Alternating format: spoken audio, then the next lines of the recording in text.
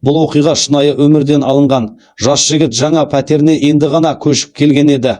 Алғашқы бірнеше күннің бәрі қалыпты, тыныш көрінді. Бірақ үшінші түні бір түрлі нәрсе бола бастады. Түнгі дәл 3:17-де ол қағуды естіді. Жұмсақ, баяу, ырғақты қағу төсегінің артындағы қабырғаның ішінен шыққан. Алғашында ол көршісі шығар деп ойлады, бірақ тексеріп көргенде әлгі қабырғаның ар жағында ешкім тұрмайтынын білді. Ол жақтағы бөлме бос болуы керек еді. Қағу әр түні қайталанды, бір уақытта бір нүктеден. 5-ші түні ол құлағын қабырғаға тақап тыңдады. Сол кезде ол тынысты естіді. Баяу, ауыр тыныс, тура құлағының ар жағында, біреу қабырғаның ар жағында тұрғандай. Ол шегініп кеткен сәтте тыныс бірден тоқтады, бірақ қағу жалғаса берді. Бұрынғыдан да қатты. Ертесіне ол үй иесін шақырды. Жігіт қабырғаны көрсеткенде үй иесі таңданып қалды.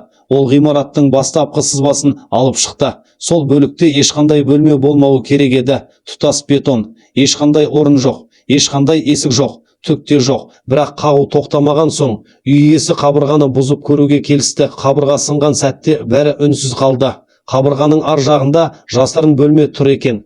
Кішкентай, қараңғы, терезесіз, ішінде тек бір ғана ағаш орындық және 4 қабырғаға да түсіп қалған ұзын тырнау іздері бар еді. Біреу онда бірнеше жыл бойы қамалып отырғандай. Үй иесі сыбырлап, бұл бөлме шамамен 20 жыл бұрын бір тұрғын жұмбақ түрде жоғалып кеткеннен кейін мүлде жабылып тасталғанын айтты. Сол түні алғаш рет қағу тоқтады.